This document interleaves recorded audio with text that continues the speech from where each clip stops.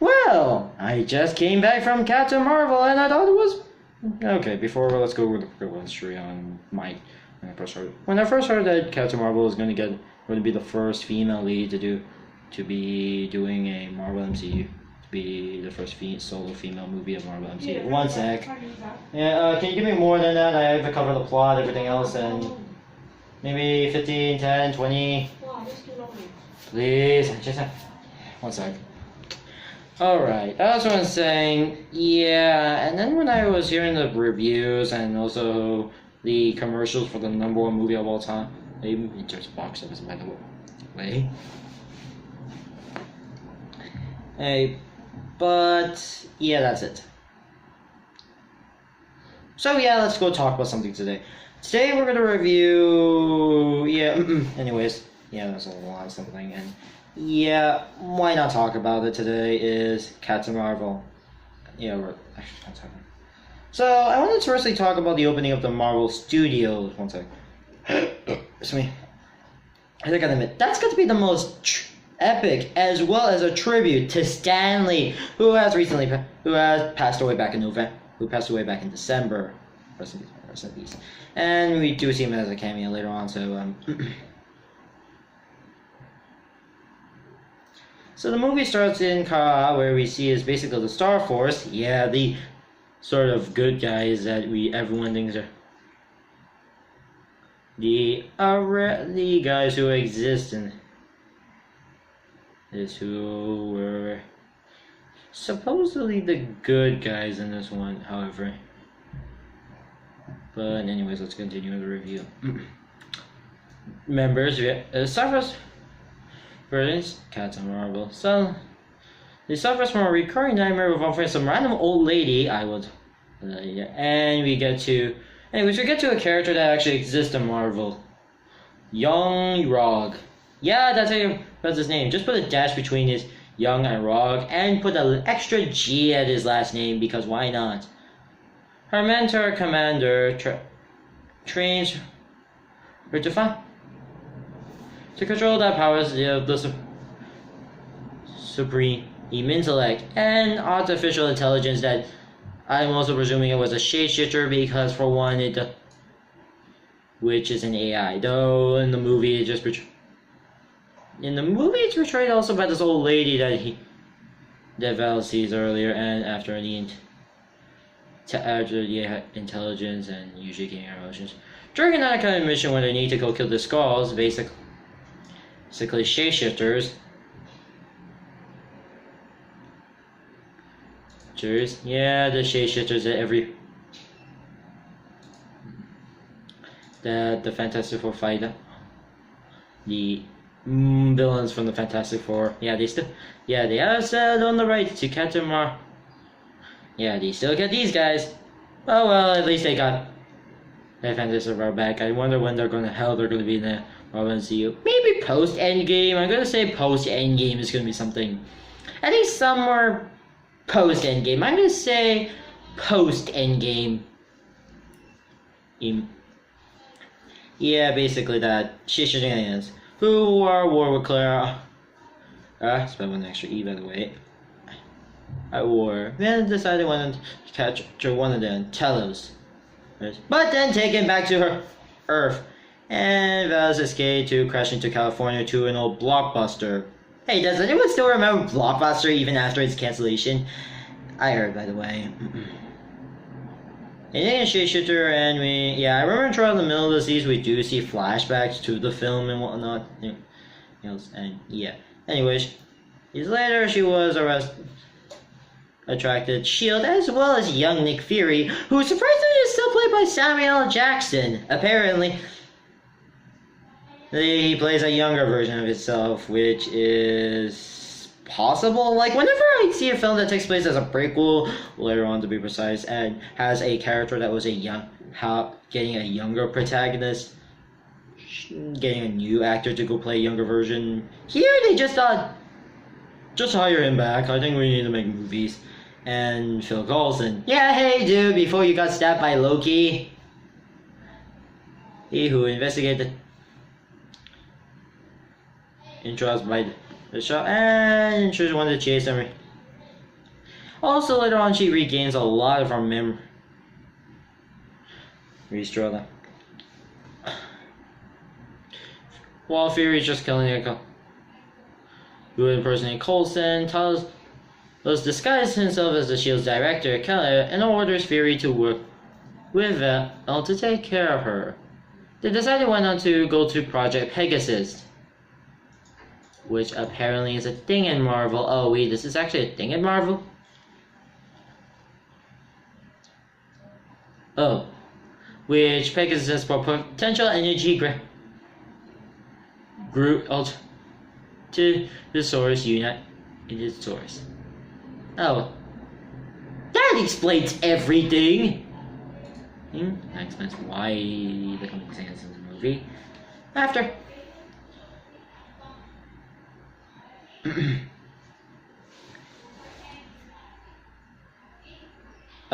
So yeah, they decided to look for this girl, this old lady name who presumably died in a testing accident called Dr. Wendy Larson. Oh yeah, I forgot to mention earlier, throughout the train scene, including that funny scene with the granny getting punched. Yeah, we get to a Stan Lee cameo. Yep, Stan Lee cameo. Anyways, back to the review. Yeah, and also look for the character and while looking for Shield's lead, and Talos was killed. Tries to capture them, but they escaped by a cargo jet. Oh yeah, and also there was a cat named Goose. Funny thing, originally his name was Chew. I looked him up on the Wikipedia, as in Chewbacca, and they changed it to Goose. Like, here are two things. Who calls their pet based on a different animal? It's like calling a bear a dog, or reversed. And secondly, why didn't they just get the name? Like, they own Star Wars, so what kid? Sounds weird. Where you just need to change your name despite you own Star Wars. Imagine if I own like 2 different franchises and have that and one character that's have his name based on that other sort of franchise, and then change his name to be a different name. That sounds weird. If I were the director of this movie, I would still kept his name. Oh well, but yeah, I admit, I take back during the last part was something. Alright, so Rise, revealing that, well, so yeah, they decided to look for Larson, who turns out to be alive, and turns out Val's real name is Carl Johnson. He reveals that the skulls, and then we remember the skulls and whatnot and everything else, but reveals the skulls to be are just refugees searching for a new home, and Larson is just basically went on a murder spree, and decided to look for the scientists to help them, and let's play as the recovered black box. No, it's not a rocket launcher. Every TF2, and if you don't know what the black box, what I'm referring to, a rocket launcher that's covered in black, only tier 2 people may get this reference. And yes, tier 2 people may get this reference. So what I'm saying, yeah, disappointed it's not a rocket launcher or some demonic thing or some cursed chest or something, but it's actually just a recorder. Apparently, I know it's has a different name, but I kind of wish it was. Oh yeah, it turns out to be a recorder, and we get to a lot of funnier scenes with the recording and whatnot.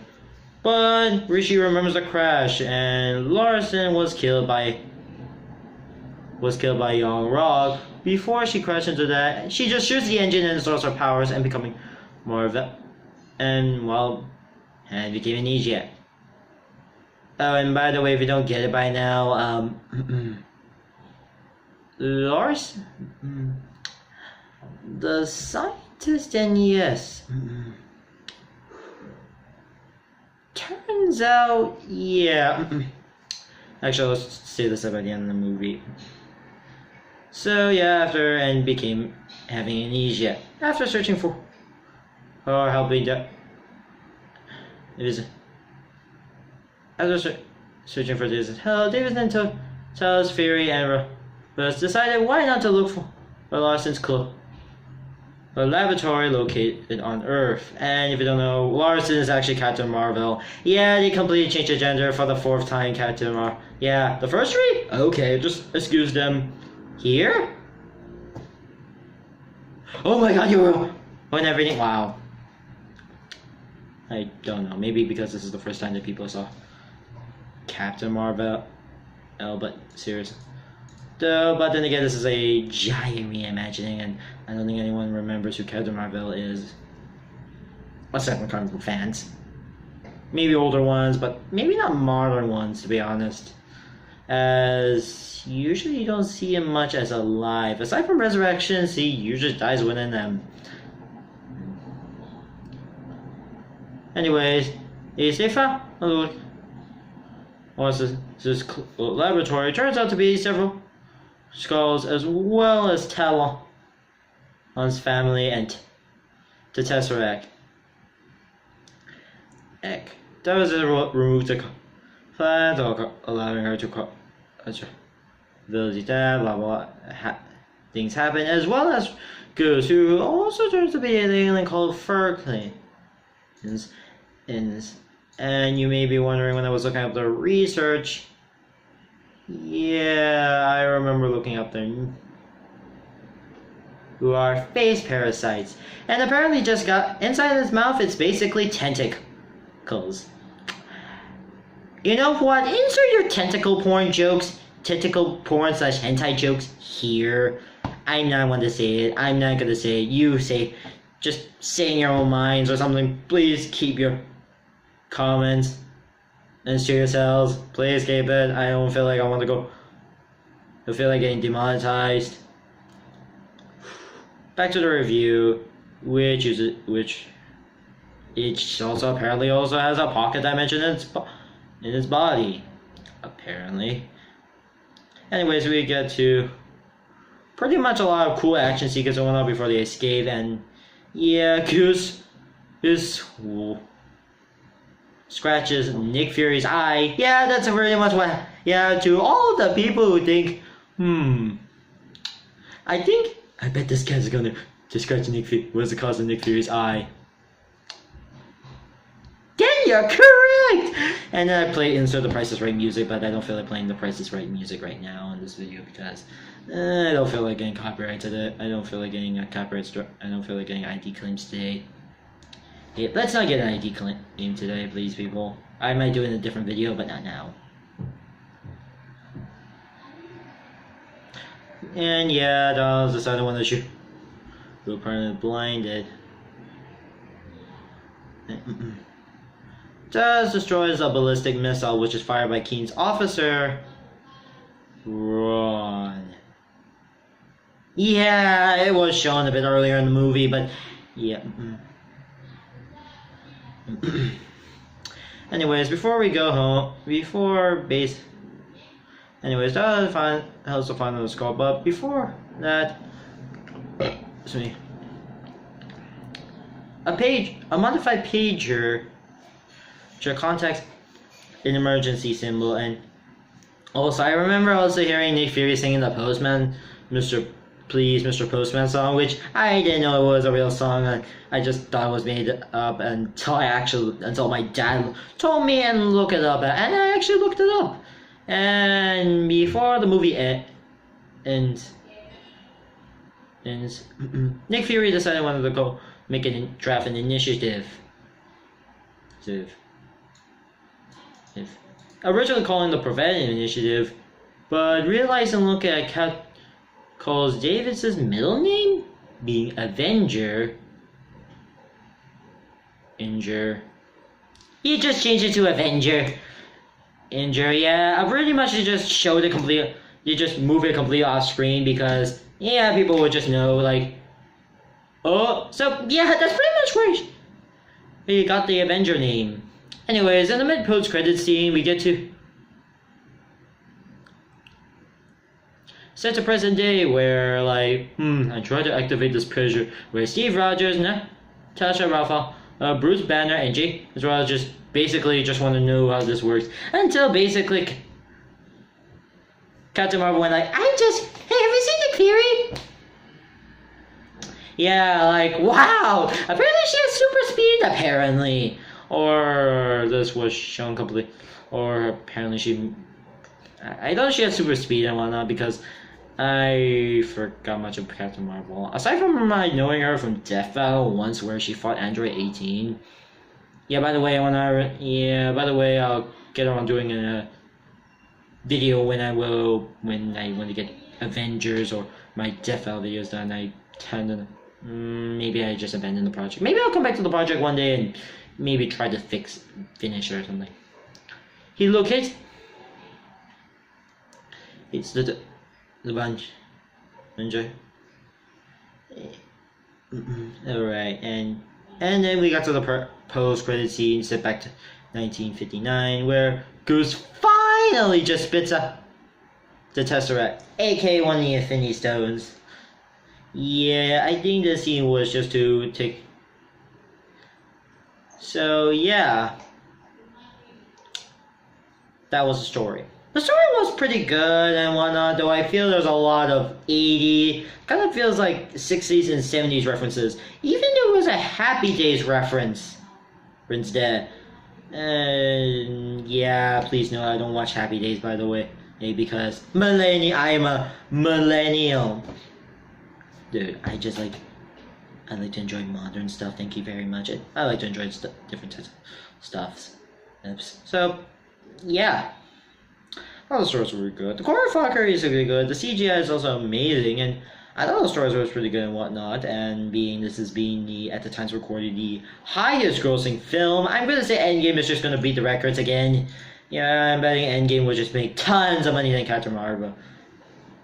Well, and so yeah. No, my personal thoughts on this movie is actually pretty good. So it's pretty good. Yeah, I'm gonna say it's pretty good. So, yeah. Thank you guys for watching, and don't forget to rate, comment, and subscribe to my video, and I'll see you some other time. Okay, bye.